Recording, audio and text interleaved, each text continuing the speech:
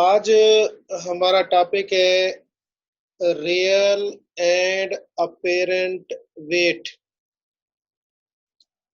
सबसे पहले इनकी डेफिनेशन क्लियर करते हैं। Real weight of a body is equal to that force which exert by the earth on the body, while apparent weight of a body is equal to force which prevent the body from falling down। ये दो हमारे पास हैं, real और apparent. Real मैंने आपको बताया किसी भी बॉडी के रियल वेट से मुराद वो फोर्स है जो जमीन किसी बॉडी पर लगाती है, ये रियल वेट होता है। जबकि किसी भी बॉडी के अपेरेंट वेट से मुराद वो फोर्स होती है जो किसी भी बॉडी को गिरने से बचाती है। अब मैं आपको इसकी मिसाल एक सिंपल से दूं कि एक सेब है, टहनी के साथ लटका हुआ है, तो उसका जो रियल वेट है वो उस फोर्स के इक्वल है जो जमीन उसके ऊपर लगा रही है, उसको नीचे खींच रही है। अब इसी दौरान एक और फोर्स भी है जिसने उसको नीचे गिरने से बचाया हुआ है, वो उसका अपेरेंट वेट है। अगर वही सेब टहनी से अलग हो जाता है, अब जब वो नीचे आ रहा होगा तो इसका मतलब ये है कि उस वक्त apparent weight is equal to 0 हो जाएगा। यानी वो फोर्स जिसने उसको गिरने से रोका हुआ था, बचाया हुआ था, अब वो खत्म हो गई है। तो यहां से हमें एक बात क्लियर होती है कि real weight of a body does not equal to 0। कभी भी किसी बॉडी का रियल वेट 0 नहीं हो सकता, but apparent weight of a body में 0 में इक्वल टू रियल वेट में ग्रेटर देन और less than from real weight. यानी रियल वेट चेंज नहीं होता और ये 0 भी नहीं हो सकता, लेकिन जो अपेरेंट वेट होता है किसी भी बॉडी का वो 0 भी हो सकता है, वो रियल के बराबर भी हो सकता है, रियल से ग्रेटर भी हो सकता है, उससे कम भी हो सकता है। तो यही चीज आज हम डिस्कस करेंगे कि कब इसमें क्या चेंजेस आती हैं। जी नेक्स्ट।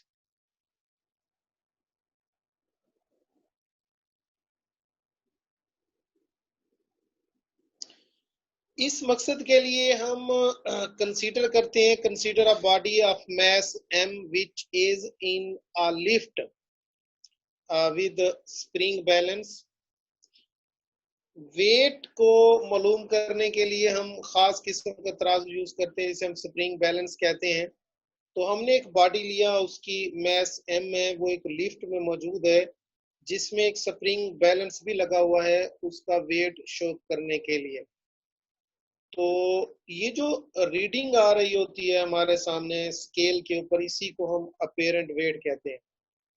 तो यानी उसने कहा है कि टेंशन जो होगी इन the string can be measured with the help of spring balance. यही उसका अपेरेंट वेट होगा जिसको हम स्प्रिंग बैलेंस की मदद से मेजर करेंगे। तो हमारे पास 4 केसेस हैं। सबसे पहला केस जो हम देख रहे हैं वो ये है कि when the lift is at rest or moving with uniform velocity. जी नेक्स्ट। तो ये हमारे पास केस है कि जब लिफ्ट रेस्ट में हो या वो यकसा वेलोसिटी से मूव कर रही हो, इन बोथ केसेस ध्यान में रखना कि acceleration of the object is equal to 0 होगा, क्योंकि आप जानते हैं कि लिफ्ट रेस्ट में हो तब भी एक्सेलरेशन 0 होगा। अगर वो कांस्टेंट वेलोसिटी से मूव कर रही है तब भी एक्सेलरेशन 0 होगा, क्योंकि एक्सेलरेशन की तारीफ ये होती है कि rate of change of velocity को एक्सेलरेशन कहते हैं। तो अब देखें इस सिचुएशन के अंदर जब लिफ्ट रेस्ट में होगी तो इस दौरान जो दोनों फोर्सेस होंगी, यानी एक वो फोर्स है जिसको हमने ग्रेविटेशनल फोर्स कहा जो एक्टिंग ऑन द ऑब्जेक्ट, और दूसरी टेंशन इन द स्ट्रिंग, यानी एक वो फोर्स है जिससे जमीन जिस्म को अपनी तरफ खींच रही है, दूसरी वो फोर्स है जो उसको गिरने से बचा रही है।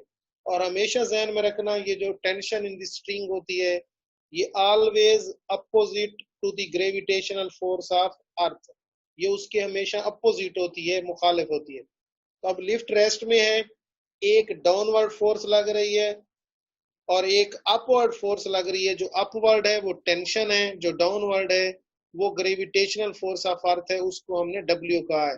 तो जो नेट फोर्स होगी, नेट कहते हैं यहाँ टोटल फोर्स को, तो वो इक्वल क्या होगी, आप T माइनस डब्ल्यू ले लें या W माइनस T ले लें, इसमें कोई फर्क नहीं होगा, क्योंकि फिलहाल आपको पता नहीं है कि T और W ये दोनों फोर्सेस हैं, इनमें से कौन सी फोर्स ज्यादा है। अगर ये बात आपको मालूम हो तो तब आपने ज्यादा में से कम वाली को माइनस करना होता है। लेकिन इस केस में लिफ्ट रेस्ट में है, हमें कोई पता नहीं है कि आया डाउनवर्ड फोर्स ज्यादा है या अपवर्ड फोर्स ज्यादा है, तो इसलिए आप चाहे T माइनस डब्ल्यू लिख दें या W माइनस T लिख दें, कोई फर्क नहीं पड़ेगा। माइनस इसलिए लिखा है क्योंकि ये दोनों फोर्सेस एक दूसरे के अपोजिट हैं। तो F इज इक्वल टू आ जाएगा T माइनस डब्ल्यू। अब F आप जानते हैं from Newton second law ma होता है, और इस फर्स्ट केस में जब लिफ्ट रेस्ट में है या कांस्टेंट वेलोसिटी से मूव कर रही हो तो एक्सेलरेशन जीरो होता है। तो जब a जीरो डालेंगे तो एक साइड आपकी जीरो हो जाएगी, तो दूसरी तरफ से माइनस वाली रकम को दूसरी तरफ ले जाएं तो वो प्लस की हो जाएगी। तो यहां से साबित हो जाएगा कि T is equal to W, यानी ये बात साबित हो जाएगी कि when lift is at rest or moving with constant velocity, then apparent weight of a body is equal to its real weight। यानी जब लिफ्ट रेस्ट में हो या वो यकसा वेलोसिटी से मूव कर रही हो तो फिर जो बॉडी का अपेरेंट वेट होता है वो उसके रियल वेट के इक्वल होता है। जैसे आप देखते हैं कि एक मशीन वेट वाली होती है, उस पर आप अपना वेट चेक करने के लिए खड़े हो जाते हैं, तो एक वो फोर्स होती है जो डाउनवर्ड लग रही होती है, उसको प्रेस कर रही होती है, और दूसरी जो होती है वो स्केल होता है जिसके ऊपर आपका वजन शो हो रहा होता है, वही अपेरेंट आपका वेट होता है। तो उस दौरान क्योंकि आप रेस्ट में होते हैं तो इसलिए आपका अपेरेंट वेट, यानी जो स्केल के ऊपर ज़ाहिर हो रहा होता है, वही आपका एक्चुअल वेट होता है। तो ये फर्स्ट केस है। नेक्स्ट,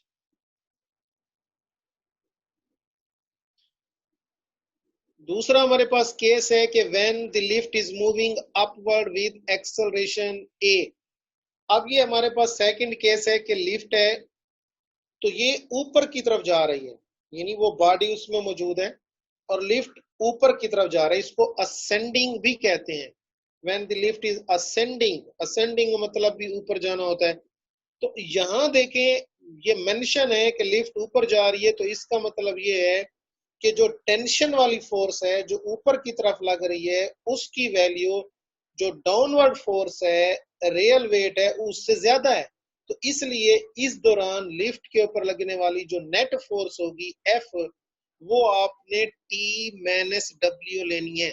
यहाँ आपकी मर्जी नहीं चलेगी, आप इसको T माइनस W ही लेंगे क्योंकि T ज्यादा है, लिफ्ट ऊपर जा रही है, और जो उसके अपोजिट फोर्स है W वो नीचे है, इसलिए उसको माइनस करेंगे। लेकिन यहाँ आप W माइनस T नहीं लिख सकते क्योंकि यहाँ क्लियर है कि lift is moving upward, it's mean tension in the string is greater than real weight W। So net force is equal to T minus W लिखेंगे जी। नेक्स्ट, तो ये आपके पास इक्वेशन बनेगी F is equal to T minus W from Newton second law F is equal to ma। तो यहाँ T आपने मालूम करना है अपेरेंट वेट, तो माइनस W दूसरी तरफ जाके प्लस का हो जाएगा, तो इक्वेशन बन जाएगी T is equal to W plus ma या WmG होता है। तो इस इक्वेशन से ये जाहिर होता है कि जो अपेरेंट वेट है T वो रियल वेट W से MA टाइम ग्रेटर है, क्योंकि जो T है वो equal to W plus MA है, यानी जो T की वैल्यू है वो रियल वेट प्लस MA है। तो यहां से ये साबित होता है कि when a lift is moving upward then apparent weight of a body is greater than real weight by MA times। तो उस बॉडी का जो अपेरेंट वेट है वो रियल वेट से MA टाइम ग्रेटर हो जाएगा। यही आपको एक ऑब्जेक्टिव बताता जाऊं कि ये जो इक्वेशन है T is equal to mg plus MA, अगर इसमें से आप m को कॉमन ले लें तो ये g प्लस A बन जाएगा। अब सपोज आपसे ये पूछा जाए कि when a lift is moving upward with acceleration A is equal to g, then apparent weight will be, कितना होगा, यानी एक लिफ्ट है ऊपर की तरफ जा रही है with acceleration A is equal to G, यानी जो एक्सेलरेशन है वो A is equal to G है। तो अब बताएं अपेरेंट वेट क्या होगा। तो इस इक्वेशन में अगर आप A को G पुट कर दें तो G प्लस G 2G हो जाएगा। तो इसका मतलब ये हुआ कि apparent weight of a body will be double. ये ऑब्जेक्टिव ध्यान में रखेंगे कि when a lift is moving upward with acceleration A is equal to G, then apparent weight of a body will be doubled। ये objective है। उसके बाद हमारे पास तीसरा केस है कि when the lift is moving downward with acceleration A। अब हम डिस्कस करने लगे हैं कि वही लिफ्ट डिसेंडिंग ऑर्डर में है, यानी नीचे की तरफ आ रही है, तो फिर अपेरेंट वेट क्या होगा। तो यहां देखें, जब लिफ्ट नीचे की तरफ आ रही है तो इसका मतलब ये हुआ कि जो रियल वेट है W वो अपेरेंट वेट यानी T से ज्यादा होगा। तो लिहाजा आप इक्वेशन क्या लिखेंगे कि apparent force acting on the body is equal to W minus T लिखेंगे, क्योंकि अब नीचे आ रही है तो W वाली फोर्स ज्यादा है, T से माइनस इसलिए दरमियान में होता है क्योंकि ये अपोजिट है। जी नेक्स्ट। तो ये हमारे पास इक्वेशन बन जाएगी W minus T is equal to F, F is equal to M A. तो अब आपने टी फाइंड आउट करना है तो उस तरफ लेकर जाएंगे तो इक्वेशन बन जाएगी T is equal to W minus M A. यहां से ये साबित होता है कि apparent weight of a body is less than the real weight of a body by MA times। Equation से देखें T is equal to W minus MA है, तो यहाँ से ये साबित होता है कि अपेरेंट वेट रियल वेट से MA टाइम्स लेस होगा। तो अब ये हमारे पास तीसरी बात साबित हो गई कि अपेरेंट वेट, पहली बात ये साबित हुई कि अपेरेंट वेट इक्वल भी हो सकता है रियल के, वो उस वक्त होगा when lift is at rest or moving with constant velocity। दूसरे केस में ये साबित हुआ कि अपेरेंट वेट ग्रेटर भी हो सकता है रियल से when lift is moving upward with acceleration A। तीसरे केस में ये साबित हो गया कि apparent weight less than real weight भी हो सकता है when lift is moving downward। अब हमारे पास चौथा और आखिरी केस है कि when a lift is falling freely under gravity, यानी खुदा न खास्ता वो केबल जो लिफ्ट को सपोर्ट कर रही है अगर वो टूट जाती है तो लिफ्ट एक फ्री फॉलिंग बॉडी की तरह नीचे आएगी। तो अब क्या होगा, अब इसी इक्वेशन में जो आपके पास है T is equal to M into G minus A, तो जब फ्री फॉलिंग आ रही है तो A की जगह जब आप G पुट करेंगे तो G से G कट जाएगा तो T इज इक्वल टू 0 आ जाएगा। तो इसका मतलब है कि apparent weight of a body is equal to 0। तो ये बात भी साबित हो जाती है कि किसी भी बॉडी का अपेरेंट वेट 0 हो सकता है। वो कब होगा, जब फ्री फॉलिंग होगा। जी नेक्स्ट। तो ये देखें ए को जब जी पुट किया तो M G minus M A G आया, तो M G minus M G cut के टी इज इक्वल टू 0 हो गया। So apparent weight of an object shown by the spring balance is 0। तो object seems to be weightlessness, this is the state of weightlessness. तो ये book के अंदर एक पूरा इसके ऊपर टॉपिक भी खड़ा है वेटलेसनेस। ये सैटेलाइट होता है, उसमें मौजूद तमाम ऑब्जेक्ट जो होती हैं all are in weightlessness condition में होती हैं। इनको हम ग्रेविटी फ्री सिस्टम का नाम देते हैं।